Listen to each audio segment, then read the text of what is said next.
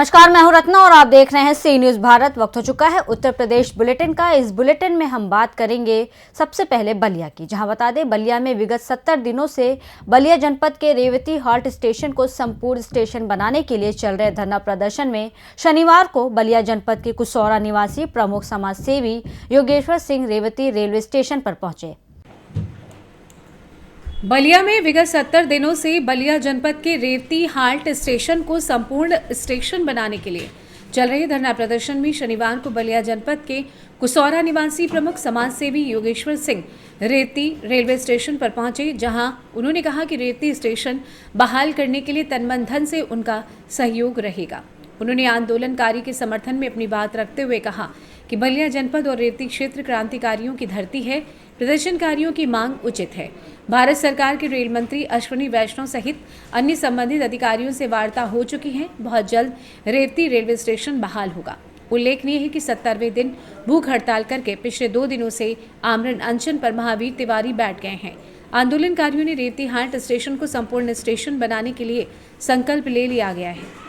बताते चलें कि विगत 24 दिसंबर 2024 को रेलवे विभाग के संबंधित अधिकारियों एवं कर्मचारियों की टीम रेवती हाल्ट स्टेशन का सर्वे कर संपूर्ण स्टेशन बनाने के लिए अपनी संस्तुति दे दी है, जिसके लिए तारीख की घोषणा नहीं हुई है। इस मौके पर स्टेशन बचाओ संघर्ष समिति के संरक्षक लक्ष्मण पांडे, भारतीय कम्युनिस्ट पार्टी के प्रदेश स्तरीय नेता ओम प्रकाश कुमार मुन्नू, वीरेंद्र गुप्ता, ददन पांडे, हीरा सिंह, रविंद्र सिंह, परमात्मा नंद सिंह, फागू यादव, रमेश वर्मा, संदीप चौहान, पीयूष पांडे इत्यादि लोग मौजूद रहे। एक अन्य समाचार के अनुसार प्रमुख समाज सेवी योगेश्वर सिंह रेवती नगर पंचायत के तिवारी टोला पहुंचे, जहां निर्माणाधीन धर्मशाला में योगदान देने के लिए उपस्थित लोगों ने उनसे अपील की। वहां उपस्थित लोगों में अध्यक्ष जितेंद्र पांडे, संचालक अरुण तिवारी, त्रिलोकी नाथ उपाध्याय, ओम प्रकाश तिवारी, पूर्व सभासद राम प्रवेश तिवारी, शंभुकांत तिवारी, विनीत तिवारी, कर्मवीर तिवारी, शिवजी केसरी, दीपक तिवारी, मुकेश तिवारी इत्यादि लोग मौजूद रहे। बलिया से सी न्यूज संवाददाता गिरीश मिश्र की रिपोर्ट। बात करेंगे बहराइच की, जहां बताते बहराइच हाईवे स्थित इंडियन बैंक शाखा प्रबंधक और कर्मचारी की उदासीनता के कारण खाता धारक आए दिन केवाईसी के कारण विवाद करते हैं। लखनऊ बहराइच हाईवे स्थित इंडियन बैंक शाखा प्रबंधक तथा कर्मचारी की उदासीनता के कारण खाता धारक आए दिन केवाईसी करने के कारण विवाद होता रहता है। इस संबंध में जब मीडिया कर्मी ने बैंक परिसर का जायजा लिया तो वहां देखा गया कि खाता धारक आपस में विवाद करते हुए देखे गए, जबकि ब्लॉक अधिकारी द्वारा खाता धारक को बताया गया कि आप सीधे डाकखाने में खाता खुलवा लीजिए, जिसे सरकार द्वारा जो भी दिया जाए सुविधा आपको आसानी से उपलब्ध हो सके। यही नहीं, बहुत पुराना इलाहाबाद तथा इंडियन बैंक कैसरगंज स्थापित है। यहाँ पर जो भी खाता धारक आता है उसकी कर्मचारियों द्वारा सही से दिशा निर्देश नहीं दिए जाते हैं, जिससे आए दिन खाता धारक को समस्याओं का सामना करना पड़ रहा है। अब सुनिए इंडियन बैंक खाता धारक की जुबानी। बहराइच से सी न्यूज संवाददाता श्यामजी मिश्रा की रिपोर्ट। रुकते अगली खबर की ओर। बताते कि फिरोजाबाद में आगामी 9 जनवरी से शुरू होने वाले टूर्नामेंट को लेकर एसआरके इंटर कॉलेज में एक प्रेस वार्ता का आयोजन किया गया।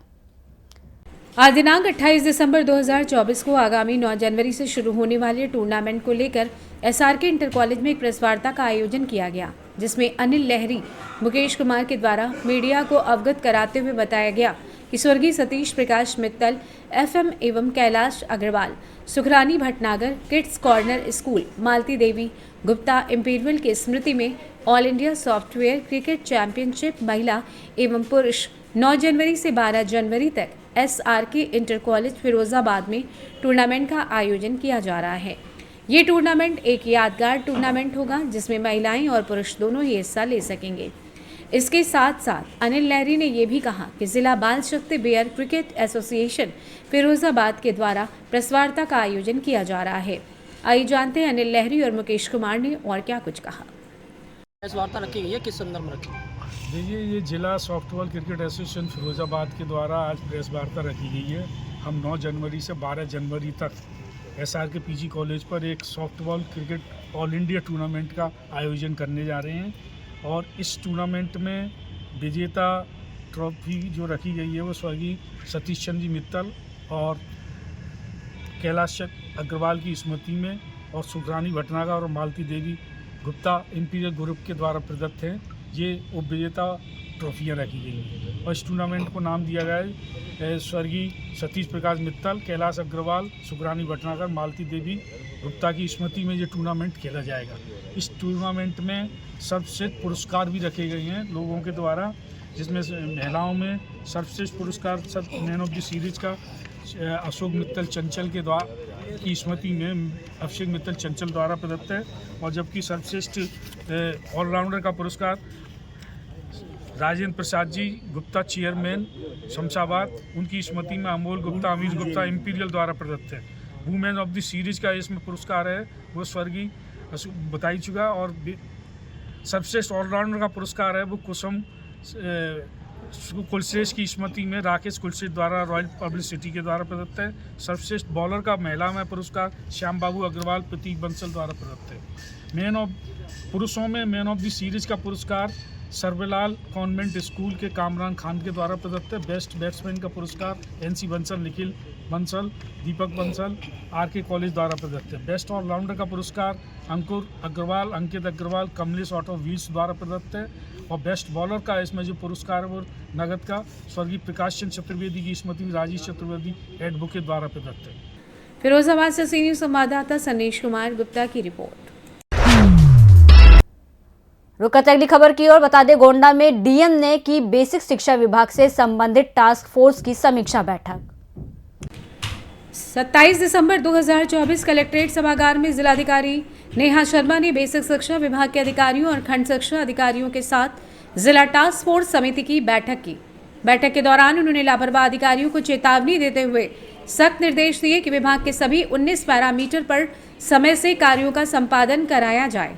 डीएम ने अतिरिक्त कक्ष निर्माण, मिड डे मील, विद्यालयों में विद्युतीकरण, बीआरसी की मरम्मत और ऑपरेशन कायाकल्प के 19 पैरामीटर की समीक्षा की। उन्होंने जिला और ब्लॉक टास्क फोर्स के अधिकारियों को निर्धारित निरीक्षण लक्ष्य पूरा करने की भी बात कही।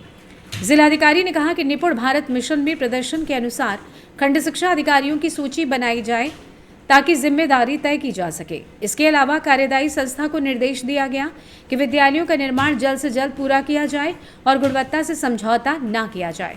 बैठक में ARP द्वारा की जा रही सपोर्टिंग सुपरविजन कार्य संतोषजनक न होने पर कड़ी नाराजगी व्यक्त करते हुए DC ARP को कड़ी चेतावनी देते हुए कार्यों में सुधार लाने के निर्देश भी दिए गए। बैठक में मुख्य विकास अधिकारी अंकिता जैन, मुख्य चिकित्सा अधिकारी डॉक्टर रश्मि वर्मा, परियोजना निदेशक DRDA चंद्रशेखर, प्राचार्य डायट, जिला विद्यालय निरीक्षक, जिला बेसिक शिक्षा अधिकारी अतुल कुमार तिवारी, जिला पंचायत राज अधिकारी DSO, DPO कार्यक्रम विभाग, खंड शिक्षा अधिकारी गण सहित शिक्षा विभाग के अन्य अधिकारी मौजूद रहे। गोड्डा से सीनियर संवाददाता राजेश कुमार जायसवाल की रिपोर्ट। कन्नौज जनपद के कस्बा गुरसहायगंज से है खबर, जहां ग्रामीणों ने थाना समाधान दिवस में पहुंचकर SDM से लेखपाल की मनमानी और धन उगाही की शिकायत कर जबरन निर्माण कराने का आरोप लगाया। खबर कन्नौज जनपद के कस्बा गुरसहायगंज से, जहां ग्रामीणों ने थाना समाधान दिवस में पहुंचकर SDM से लेखपाल की मनमानी और धन उगाही की शिकायत कर जबरन निर्माण करने का आरोप लगाया है। ग्रामीणों ने प्रार्थना पत्र देकर लेखपाल के विरुद्ध कार्रवाई की मांग की। उपजिलाधिकारी ने मामले को गंभीरता से लेकर जांच के आदेश दिए हैं।